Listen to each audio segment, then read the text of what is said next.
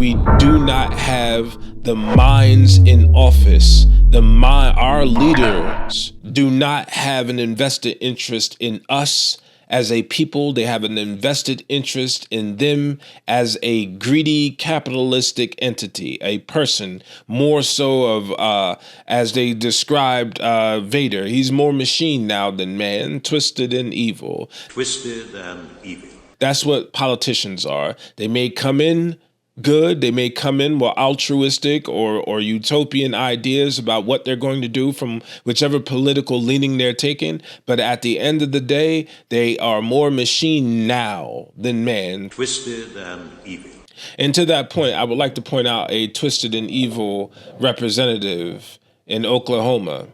Here is a man, when tasked with a question, posed with a question from his voting base, who placed him in office, who relied upon the narrative Trump gave about reducing prices at the grocery store, reducing prices for everyday Americans. When tasked with that question, I want you to hear what this man actually said.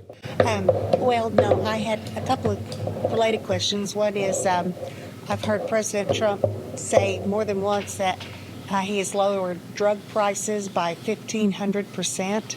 I'm not sure how that works. And the other is, can you tell me what specific bills we've passed or worked on that would lower grocery prices? Yeah. Well, ma'am, you're talking about things relative to state level. Yo, who the fuck you talking to, man?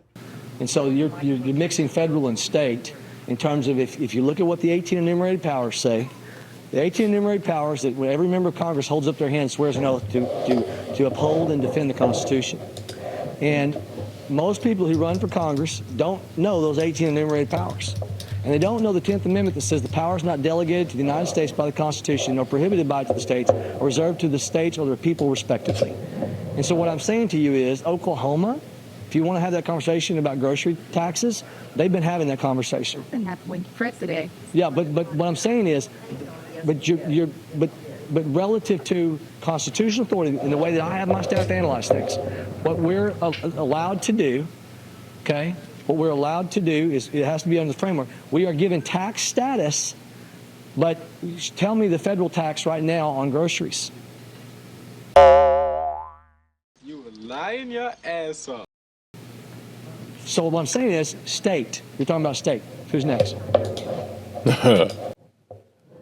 I mean, there was a lot there if you were listening. In the one part, he's saying that he's commissioned his staffers to do all of his thinking for him. Because clearly, if you just listen to him speak, he doesn't seem to be a very deep type of thinker. He seems to be very surface level with his oratory. But when I looked up the 18 enumerated powers, it says one of the first ones is taxation and spending. And it relates the power to lay and collect taxes, duties, imposts, and excises to pay debts and provide for the general welfare. And provide, and is a conjunctive. It doesn't break from the stream of syntax which preceded it. The general welfare. That is one of the 18 enumerated powers of Congress that this dim-witted sycophant just said that he swore and pledged his allegiance to. All right, well, Trump, I'm sure, pledged his allegiance to the same Constitution, I'm sure. I don't think you people with this phony emoluments clause. And more so than anything, he's made a promise that he will reduce certain prices. It'll all happen very quickly. This will rapidly drive prices down, lower interest rates, and put more money into the pockets of American consumers. It'll also bring your grocery bill way down. I have more complaints on grocery. The word grocery, you know, it's sort of simple word, but it sort of means like everything you eat. The stomach is speaking. It always does. The question is valid. This is a captured government. It is a Republican judiciary. It is a Republican presidency. It is a Republican Senate. And it is a Republican House of Representatives.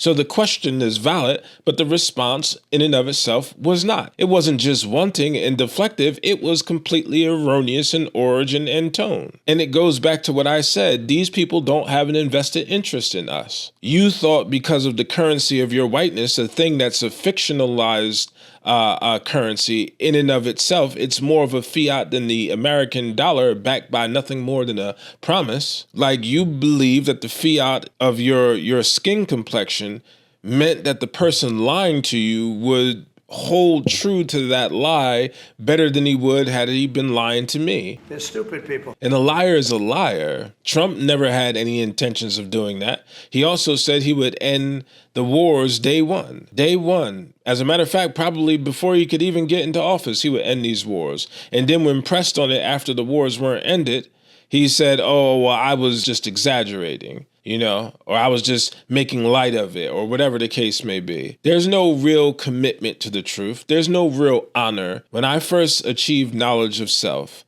there is a lesson that I was instructed upon. And it's a very sweet and curt lesson, and I'll depart it to you.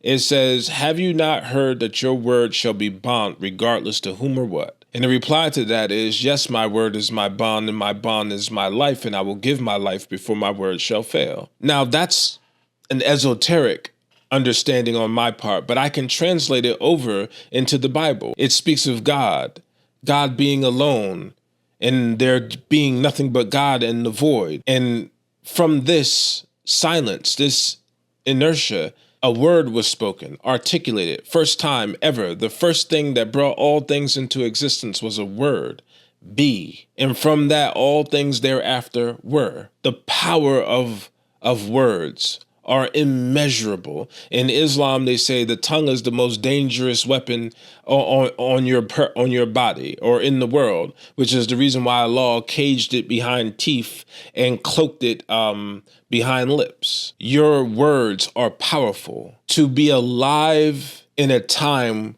where the word means nothing, it should be a disturbing, nihilistic observation for all of those people who can at least scrape at reason, who can at least be in the presence of common sense. These people don't care about you. They have never cared about you. They know how to play on fears, and then they exacerbate the fear by invoking in you a sense of righteous indignation at the idea of you being in fear. Yet it is they who manufactured the fear in the first place. It is they who create the fearful environments and fearful scenarios where fearful or fear-inspiring people come out of. You are all afraid of these immigrants coming over here and invading, as you call it. But if you weren't consistently and rapaciously destabilizing their communities and their countries and their regions and localities, if you weren't consistently doing regime change and murdering off presidents and leaders, then you wouldn't have that problem in the first place.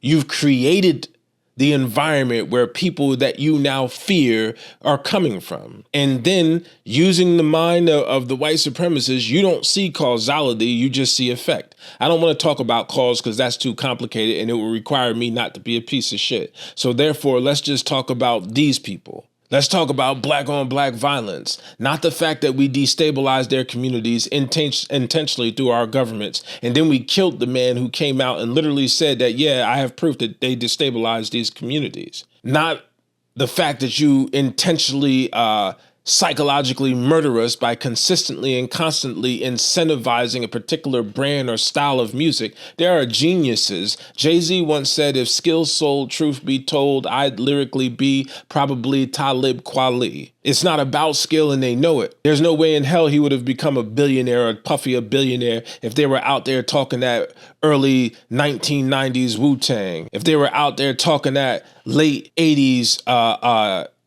KRS-One, if they were talking about that early Tupac, if they were talking like that and coming at the narrative like that, this system wouldn't allow it. This system would not allow it. Just like when somebody comes in and they listen to something, they'll be like, oh, nah, that ain't hard enough. That's what these people say, these managers and company owners and so, oh, this isn't hard enough. You can go harder than that. Oh, take that out. Don't talk about this group, but you can talk about that group. All of that is intentional because they're curating a narrative that suits an overall larger narrative that supports a white supremacist agenda directed specifically towards a particular group. All of these things are done intentionally. All of these things are done by design. Every last one of them. You create the boogeyman. You create the boogeyman and then wax poetic at the fact that you have to deal in a society where boogeymen run rampant in. So I will conclude, bro.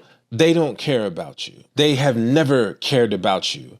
All the way back at this country's founding, there were white men who understood that, who understood the narrative and tried to topple this entire thing. And they were killed off, and the people who supported them were killed off. And then after that, the system said, we cannot allow these people to ever get close to each other like this again. We have to rewrite the narrative and create it so that there's an incentive for one group to hate another, to fear another. And that's what they did. They deputized you. They put badges on you. They gave you places of honor over a people that you were once allies with against a larger institution that was breaking you both down. But because now you could say, because the color of my skin, this will never happen to me, it made you feel better. And then within the black community, what they did is pass manumission laws, which incentivized black people to turn coat on one another. They created an entire ethnicity out of black people, stripping them, cutting them straight up the middle with the house Negro versus the field Negro. That, if you understand the science of ethnicity, and you'll hear me speak about this often, ethnicities are literally taken from a people, a homogeneous people. The only thing that creates a separation in them is cultural expression. And white supremacy created a cultural expression amendable to the field Negro and a cultural expression amendable to the house Negro. And those expressions existed for hundreds of years. That's more than enough time to create an ethnicity. They incentivized separation at its absolute root. At its absolute root, they incentivized separation, confusion, discontent. And whenever there is something that they can use to rely upon to further that narrative, they jump on it, just like they did with the Cincinnati so-called brawl. They don't care about you. Everything that they are doing is meant to keep us separated so we don't come together to create common solutions for us all. That's what it's all about, and that's what it's been all about. And we keep falling for it, anticipating there being a different result. They literally call that the definition of insanity.